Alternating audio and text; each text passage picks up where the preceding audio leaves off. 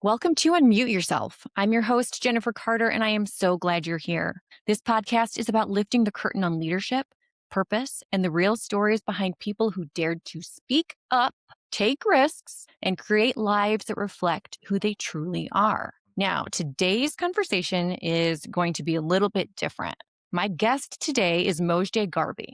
Y'all, if you don't know her, you're about to, so just hold on to your hats. Mojdeh is a leader, advocate, and communicator who brings a thoughtful perspective to conversations about leadership, voice, and moral courage. Her family's originally from Iran, and as events there continue to unfold, Mojdeh has been using her voice to share information, perspective, and humanity in the middle of a situation that's incredibly complex and deeply personal. What struck me most is the responsibility she feels to speak when many people connected to these events cannot safely do so for themselves. So, y'all, today's conversation, disclaimer, is not about geopolitics. Period. It's about leadership, and it's about courage, and it's about what it means to speak when the stakes are personal and the answers are not simple. So, Mojdeh, thank you so much for joining me today.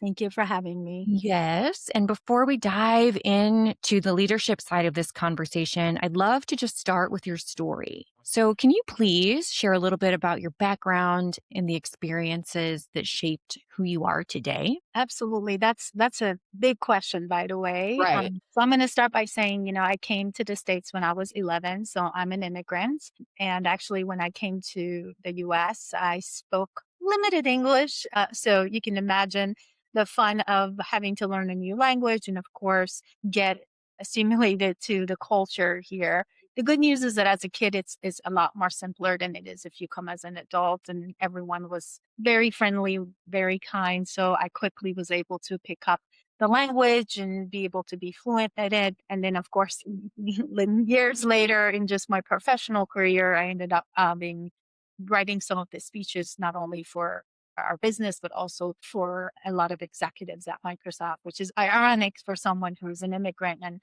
English is a second language to them. So, I have to say that one thing that immigrants will a lot have in common is you always first remember your first day.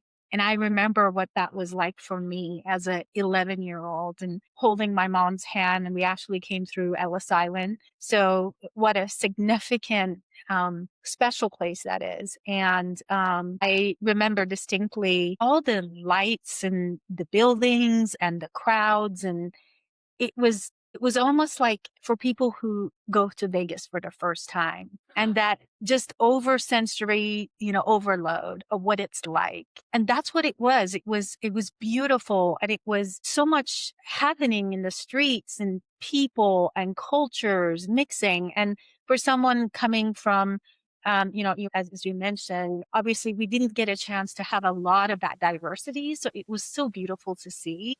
And I still remember to this day how excited I was and how vibrant the city was. And it was just, again, a beautiful entry, a beautiful welcome into the country.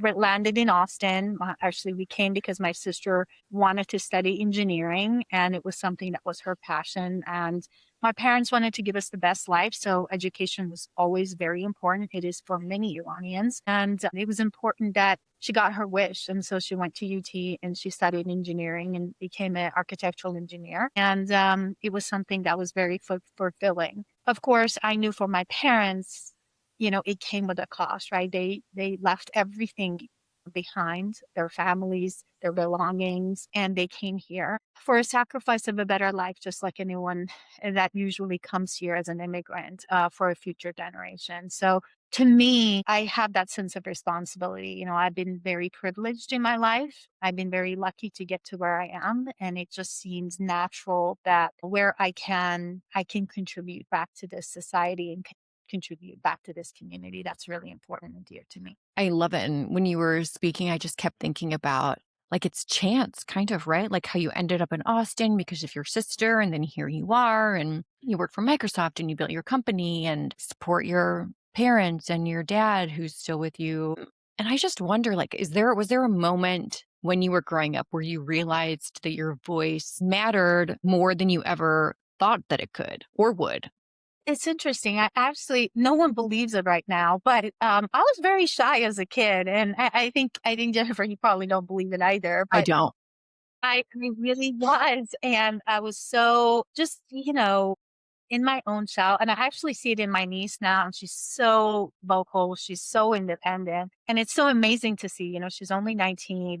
And I just can see all these things happening now in this generation, which I'm so proud of.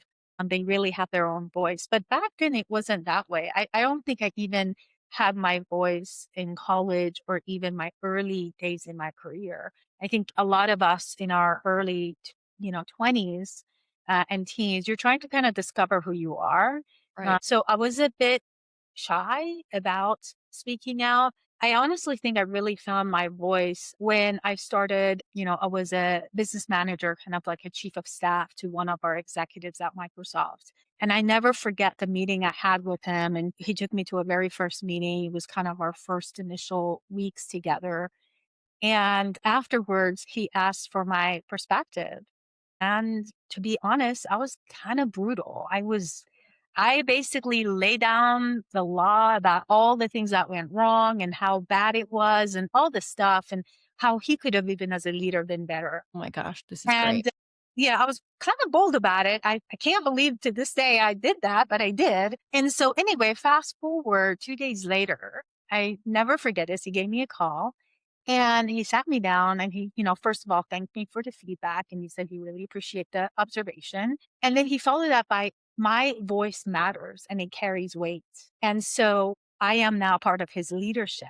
And so I have to be mindful about what I say because of the weight that it has. And although I knew that, I didn't realize the extent because I'm thinking, oh my gosh, I was one of the youngest people in the group. I was one of only few women, and frankly, only foreign person.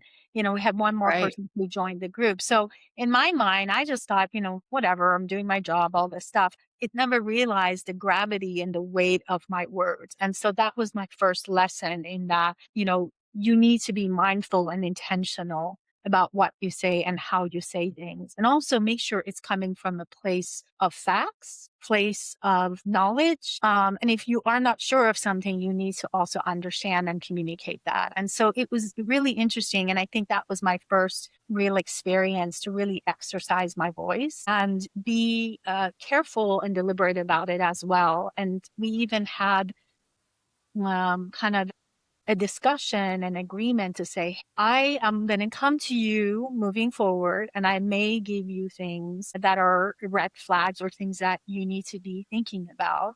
But please know that I've done my homework and it is not just from one source or one thing. I will make sure that I have double checked and researched this. I'm not going to disclose the sources of the information, but I am going to give you information so as a leader, you can make better decisions. It is your choice. Ultimately, my job is to inform you with information so you can make the best decision. That was it. That was the last conversation we had. And we had a beautiful relationship. And again, I had an incredible career at Microsoft beyond that. And I'm very grateful for that. And ultimately helped me become a leader that I wanted to be at certain affinity. And of course, owning our own business. And of course, there's a lot of lessons there as well in terms of leadership that I picked up afterwards. But yeah, so finding my voice, that's probably a really strong path of when it happened. Really like that you didn't shrink Mm-mm. because you could have just said, okay, and then never spoken up again. But instead, you were very, very clear about how you approach problems and how you think through situations and how you were going to communicate them. And this is who you were, period, respectfully. Absolutely. And it was a mutual thing, right? Right. We agree on these sets of rules and how we're going to engage together when it comes to these things because, it's going to come up and there are going to be situations where, first of all, no one wants to be criticized, no matter who you are.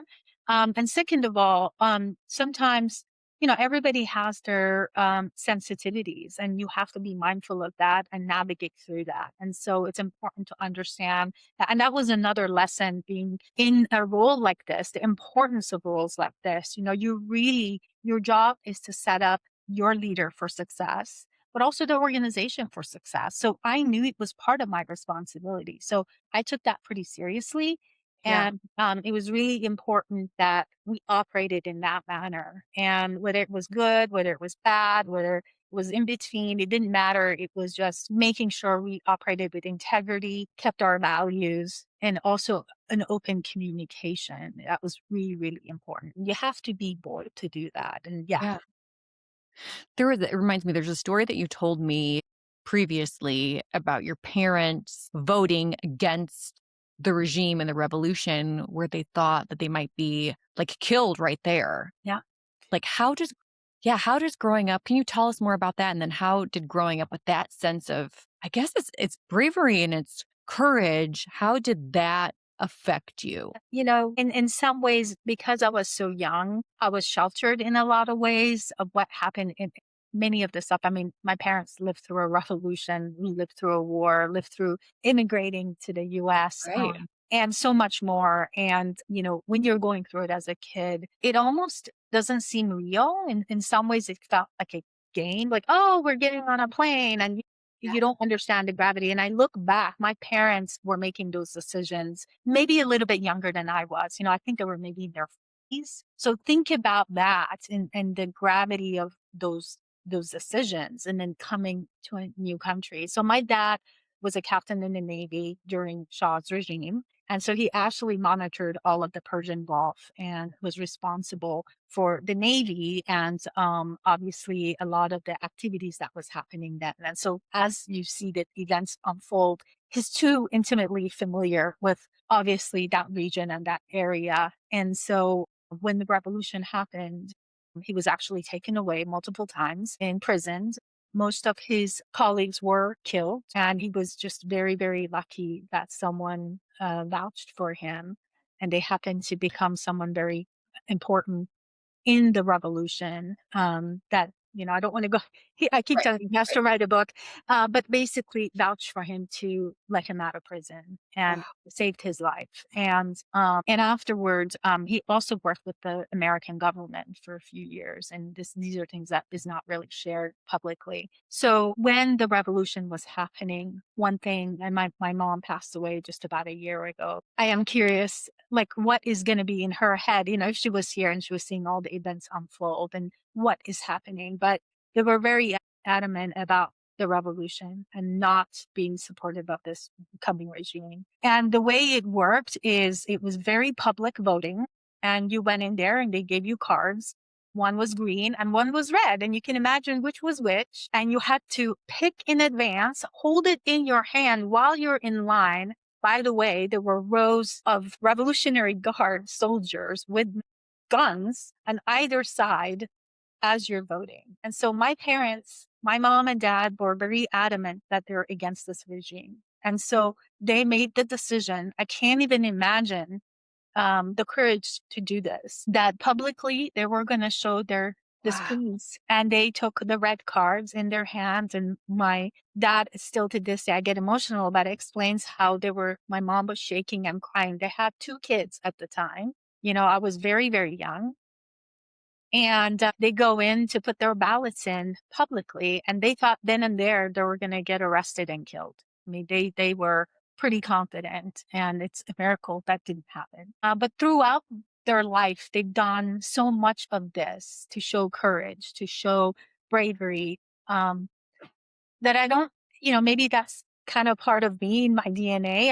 I don't even think about it. I kind of do what I think needs to happen. And afterwards, you think, well, there may be consequences to this. It may not have been, have to tread carefully, but sometimes you have to do what's right. And um, it takes one person to stand up. And I am so proud of them for doing that. And that shows who they were and how much they fought for democracy and how much they fought for freedom. And that's just one example of many things that happened in my life growing up. Thank you so much for sharing that. It makes me wonder, like, is courage something that you're born with or something that's learned? Or is it from a really early age and your experiences with taking chances and being courageous? Do you just keep going one courageous act after another? Because, like, I think of you and that's your family legacy, right? That you were born into and you've grown into.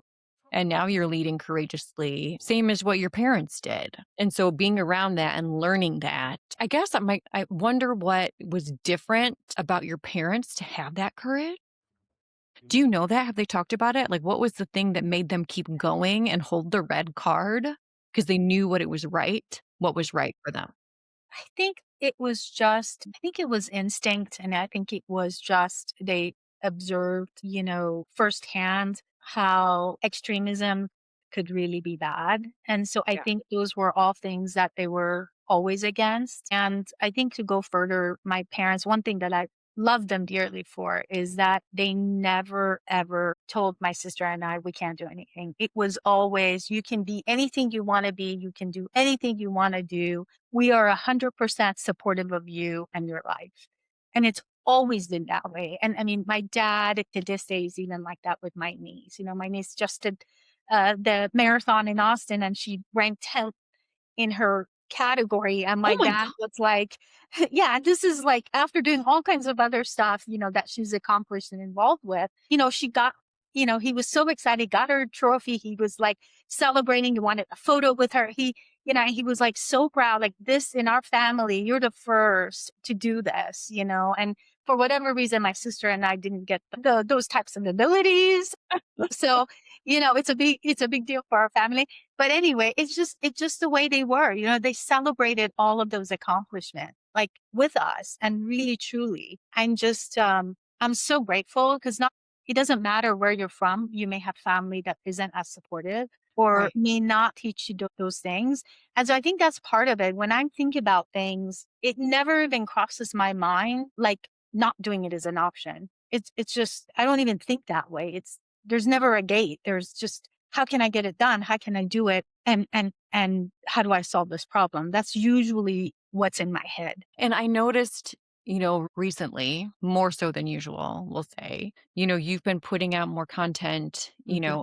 about what's going on. And it seems to me you're not trying to oversimplify really complex and complicated problems or realities, especially when the world wants black and white. Green or red or blue, even, right? And so you've talked about how multiple truths can exist at the exact same time. Absolutely. Yeah, why do you think that it's so important to be able to express that, and how do you do that as a leader? I think right now in this day and age, especially in our society, everybody like that you want to take sides, like I'm either this or that, or I'm Right.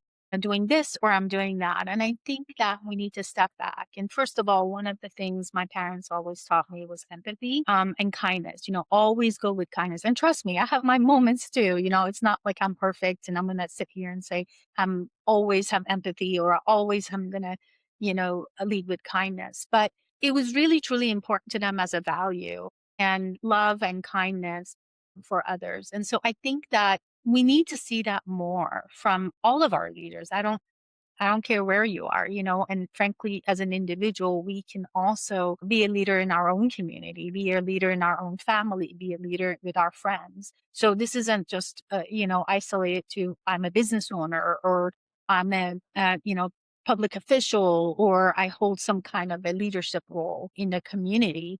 And it is complicated at times, especially with, frankly, what's happening in Iran right now Right. and the geopolitics is very complicated, and I understand that. And also the humanitarian crisis that we're facing is also critical and important. And so, and you know, there's not a one answer solution to these things always. But I do think that it's important as leader we speak up. And I think a lot of times people just kind of stay with their own kind of cluster and just kind of sit there. And, my advice is try to expand. Someone told me the other day they were expanding even the different families, the different friends group that they had, because they felt like it wasn't as the perspectives were all the same. Right. So, maybe that's a starting point is that, reach out to your neighbors, reach out to your colleagues, reach out to your community to just understand different perspectives. You don't have to agree. I mean, heck, I don't even agree with my husband half the time, but Right. the respect, right? Right. There is, we always actually talk about that. Hey, we don't have to all agree. on everything, but we have to respect each other for it, right? I can agree to disagree with you, and I respect you for your opinion, and that's okay. I see people like want to check a box, Mhm. right? Like, I'm in this camp and so blah, blah, blah. And then if there is that complexity that maybe they're not fully agreeing with or that, makes them feel a little weird or uncomfortable, it's that discomfort with speaking up. But like, why do people or why do you think people have such a trouble with holding that kind of complexity and speaking for their truths and beliefs instead of the simple check the box, I think one that camp or another. it starts with, I think in general right now, there, people are where they are. A lot of it happens to be out of they're not as knowledgeable about it, and sometimes we act from a place of fear, right? So there's a Right. lot of that going on, and there's a lot of uncertainties, which absolutely makes a lot of sense. We have a lot going on in our economy. We have a lot going on, obviously, in geopolitics. We have a lot going on in our community. We have a lot going on, as we think about the different industries and how they're being impacted or evolving right now. So it is absolutely understandable that there's a lot of uncertainties people have to live with. And that's where we have to give ourselves grace. That's where we have to give ourselves and others empathy, right? To say, hey, I may not understand what is happening and where they're coming from totally, but maybe the surrounding information I'm getting will shed more light, right? And I think not so be quick to judge. And as it relates to what you were talking about, sharing information at the moment, I want to also be careful because frankly, I don't have all the facts. I don't live in Iran. Right. And I don't, and frankly, with the blackouts, there's very, very limited information that's coming out. And frankly, many people are being threatened or through SMS threatening people that if they speak out, it's basically treason and they could be killed. Those that are able to speak out, you know, even if they can get their message out into the world, it is very limited once they're able to. And so we have to be mindful, and I even have to be mindful that I don't Right. know what I don't know. What I try to do is just share information, things that people may not see. And right now, of course, our news is so bombarded with so many different things. They may not get everything. And it's like, okay, well, one aspect is there may not be getting the perspective of someone who has loved ones there, for example, Right. myself, and maybe what we may be going through, what they may be going through. And then same thing with maybe what's happening on the ground that may not be necessarily shared at the moment, just because there's so much out there. And it's not that people don't want to necessarily share it. It's just that there's just so much information. And because limited information is coming out, there's only certain channels that may be getting it versus everyone, right? If you ask Iranians, probably they get through their families some level of information, but that's not something necessarily shared with everyone, right, in the community. So hence why the need to at least share some information so people have some context behind what's happening and they can make their own decisions. I'm not asking them to do that. I'm just providing information. Right. Yeah, it's all information and whether I don't think anybody can ever have all of the information. And so it's making the best decisions with what you have and being open to receiving that different information. So what does leadership look like if more leaders were comfortable living in that complexity? So, I mean, I think another way to also say it is how do you lead in the face of ambiguity, right? I'm going to give you my answer and I'm actually going to share the answer because I asked my husband that question yesterday too. And I just was curious if we're going to be on the same page. And for those of you who don't know, I worked with my husband. So hence why, I thought it was important to get his perspective when we did our business together. So I think it's important, number one, to admit that you don't have all the answers. As a leader, I think that's really critical. I think people think that you should just make up answers sometimes. And frankly, if you're leading a company, I'm just using it as an example, I'm just making stuff up. People are not dumb. They're gonna know that that what you're telling them may not be the truth. And I think it's a lot easier to let them know that, hey, we're in the times of ambiguity. But I think we can go a step further and say, because of these things, these are all the different ways we're looking at this situation, right? So people understand where you're coming from a decision making perspective. And I think those are really critical. And, to add to that, I was asking again my husband that same question, same exact answer. And he said, not only would you want to share the different pathways and how we would solve this, is that what are our mitigating factors? Mm. If those things don't happen, what do we do?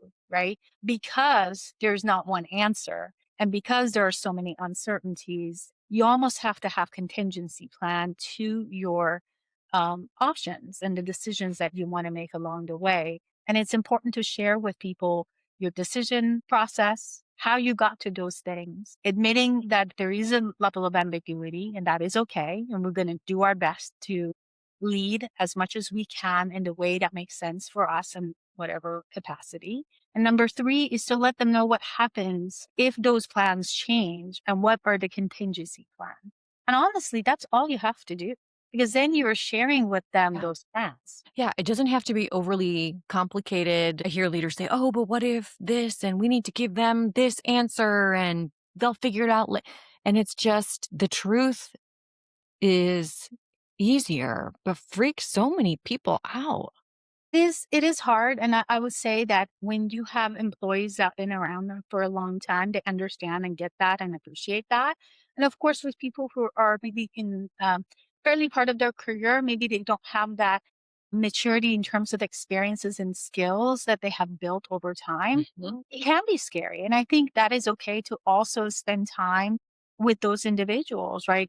You're going to have to communicate that broadly to your teams as needed. And for those who you think need an extra set of hands, it's okay to have that compassion again, to have that Mhm. empathy, to have that kindness, and to sit and explain to them. And I think they appreciate that. I think people respect you for that more. There's a trust that you build with people. You give them an empowerment, right? Mhm. People don't like to be living in ambiguity, and it is okay. I mean, one of the things in our values for our company was transparency. And we were very transparent in times of hardship, in Mhm. times of success, in times of uncertainty. And we had so many people that really valued that. And I was always humbled and amazed how many people were behind us and behind our organization and behind the success and frankly made our success, right? And so it is truly humbling. It is truly amazing. But I think it's important as leaders that we exhibit the values that we are telling our people and truly exhibit it, on everyday life. Right, not a surface level faking. Okay, last big question for you. How are you remaining grounded when you're carrying all of this information overload, the emotional dissonance, fear, stress? How do you keep from cracking? I think that for me, my family means a lot to me. And so I think that is my starting point. My family gives me that continuity. It's not just my husband, but my whole family, his family, my family. We're all very close. And I think that that gives me a sense of security. Right. And so even in the midst of chaos, I have them. I have the love. I Yeah. have the support that's there. And that's really concrete. And special. So I think that's a really good starting point. And then I think that, I love nature. I love, meditation, all those elements actually come into play as well. And there are times that frankly, we're going to have a hard day. There's been times where I have said, oh my gosh, this is a lot. I've gotten emotional about it as well. And it is okay. I think that one of the things people will tell you is that I wasn't afraid to show my emotions as a leader. And that's another area that I think people shy away from. They think it's sometimes a sign of weakness. I actually disagree. I don't think that you have to cry every meeting. No. That's not what I'm saying. But I'm saying that you have to humanize yourself and you have to be relatable and you have to be go deeper than just I'm leading this organization. And, to me, it mattered. It mattered who they were. It mattered about their families. It mattered about their success. It mattered about their, the good and the bad. And Right. just a side story, I went to our office just 2 months ago, and it just happened for a different meeting. And I happened to see some of our former employees, and they stopped and were giving me updates about their life. And I was like, oh my gosh, I have no idea this happened. Oh my gosh, I'm so happy for you. Or, oh my gosh, I'm so, here if you need anything, blah, blah, blah. And, I was telling my husband, I'm like, hey, did you know this and this and this and this? And he's like, no. I was like, well, in the 30 minutes that I was waiting, I found out all this stuff. And so the point is that I love the fact that even though I'm not part of the organization, they still have that closeness and Right. connection. And they felt open, and it was a privilege, right? I take that very seriously that they were able to share their life with me even after, and that tells you about the kind of leader I wanted to be and the kind of leader they saw me as. And that was really, truly special for me. It's authenticity, and it's really building an actual relationship and not just a, hey, nice to see you. Yeah, I love this. So before we wrap, two final questions. If listeners walk away remembering just one thing, what do you hope it is? Wow. Okay. I know. I know. Good luck. I would say be true to yourself and be authentic. Actually, that's a good one.